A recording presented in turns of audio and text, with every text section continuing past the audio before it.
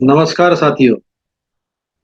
आज के इस सेशन में हम देखेंगे ट्रैक मशीन संचालन के बारे में, कि जिसके बारे में GR 4.65 तथा SR 4.65-1 से लेकर 9 तक संपूर्ण जो है ट्रैक मशीन संचालन के बारे में तथा इंटीग्रेटेड ब्लॉक के बारे में लिखा हुआ है। तो मशीन संचालन हम जब देखेंगे तो सबसे पहले कुछ एक सर्वसामान्य चर्चा करेंगे।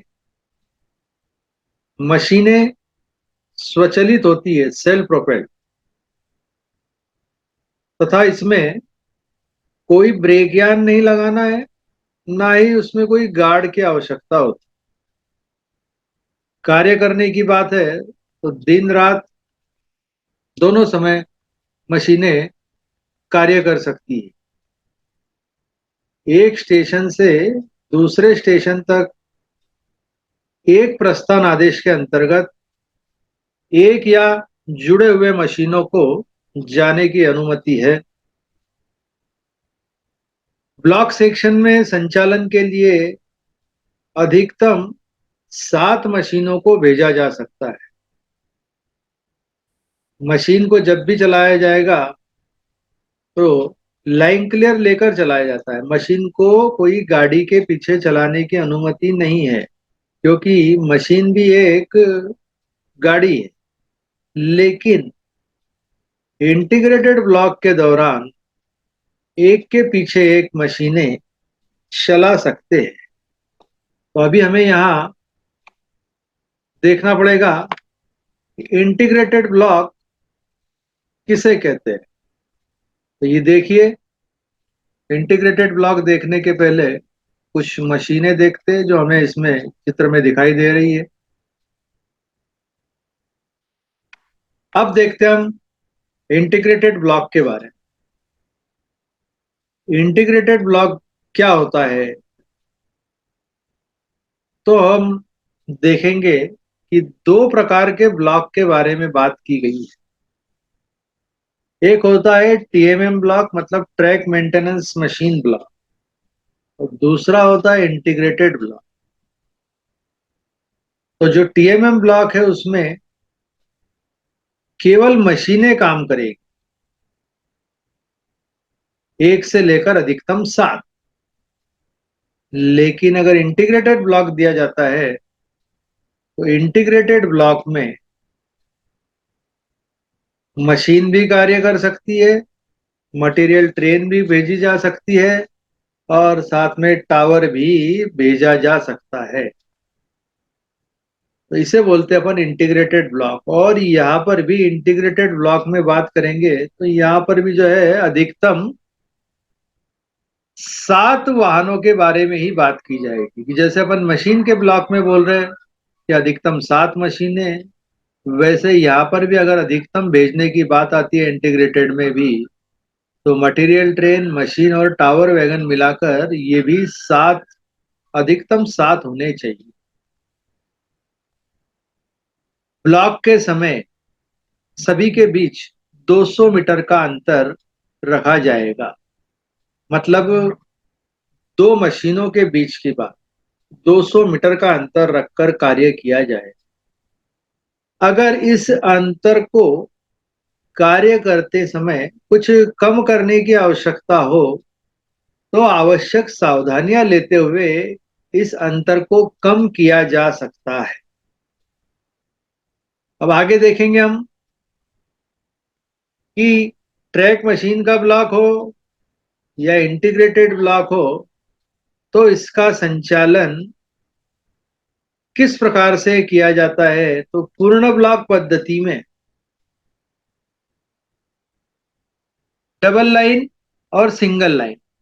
तो डबल लाइन की अगर बात करेंगे तो डबल लाइन की सही लाइन पर, मतलब डबल लाइन की राइट लाइन पर किसी स्टेशन से मशीन निकलना, बीच ब्लॉक सेक्शन में कार्य करना और अगले स्टेशन पर ब्लॉक क्लियर करना, यानी सभी मशीनें अगले स्टेशन पर जाएगी। इसकी अनुमति है और यहाँ पर लाइन क्लियर लिया जाएगा।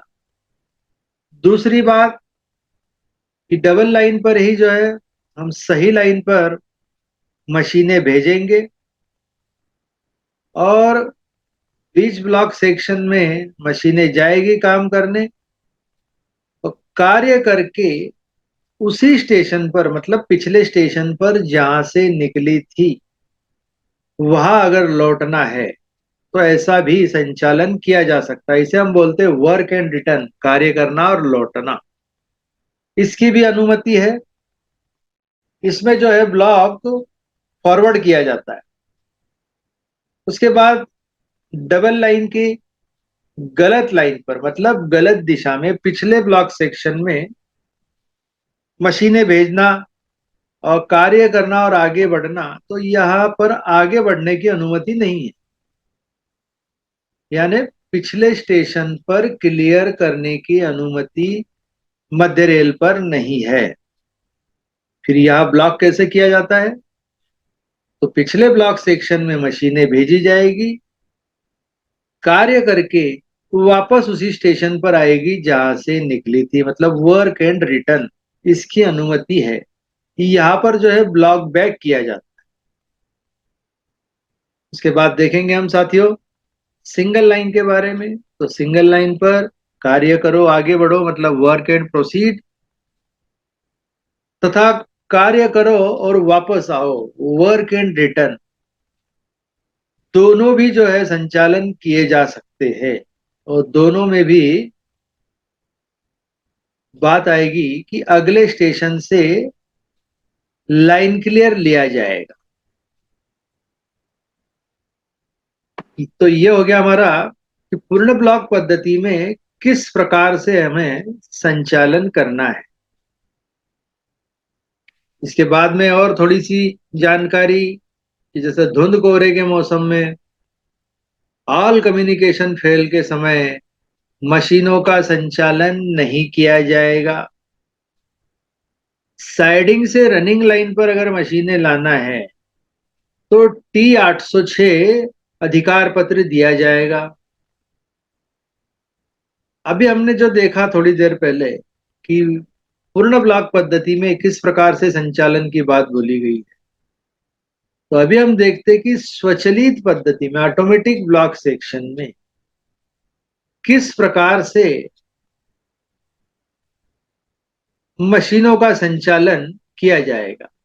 तो यहाँ क्या बोला गया है कि स्वचालित पद्धति में स्वचालित ब्लॉक क्षेत्र को पूर्ण ब्लॉक क्षेत्र माना जाएगा। मतलब जब भी ब्लॉक देना है तो दो स्टेशनों के बीच यहाँ ऑटोमेटिक सेक्शन में कोई गाड़ी नहीं रहेगी और फिर उस समय जब मशीनों को ब्लॉक दिया जाएगा, मशीनें निकलेगी किसी स्टेशन से। अब सेक्शन पूरा क्लियर है, सारे सिग्नल ऑटोमेटिक सिग्नल ग्रीन है।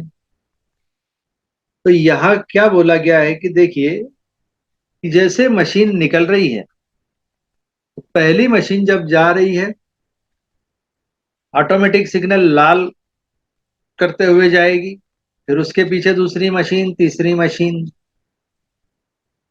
तो जैसे जैसे मशीनें जाते जाएगी वैसे सिग्नल रेड होते जाएंगे, लेकिन फॉलोइंग मशीन जो है इस सिग्नल को फॉलो नहीं करेगी। मतलब यहाँ पर ऑटोमेटिक ब्लॉक सेक्शन में सभी ऑटोमेटिक सिग्नलों को निलंबित माना जाएगा और एक के पीछे एक मशीनें चलती रहेगी।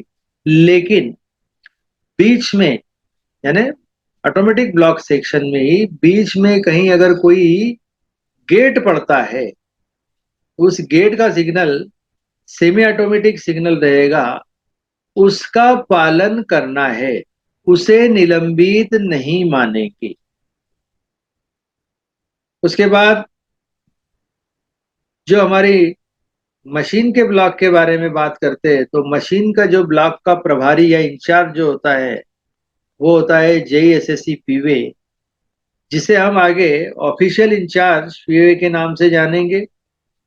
और अगर इंटीग्रेटेड ब्लॉक की बात है तो इंटीग्रेटेड में भी जो प्रभारी या इंचार्ज होते हैं उन्हें आगे ओवरऑल इंचार्ज कहा जाएगा। अब कॉम्पिटेंसी सर्टिफिकेट के बारे में बात करेंगे। मशीन कार्य सक्षमता प्रमाण पत्र मतलब जो मशीन सुपरवाइजर या जिन्हें हम मशीन ऑपरेटर बोलते हैं, या एक प्रकार से ये मशीन के लोको पायलट होते हैं। तो मशीन से संबंधित सक्षमता की बात है, तो उसमें जो प्रमाण पत्र दिया जाता है वो डेप्टी सी ट्रैक मशीन द्वारा या फिर एग्जीक्यूटिव इंजीनियर ट्रैक मशीन द्वारा दिया जाएगा, जिसकी वैधता 3 साल की रहेगी। और जब ये मशीन ट्रैक पर चल रही है हमारे, तो मतलब एक गाड़ी की तरह चल रही है,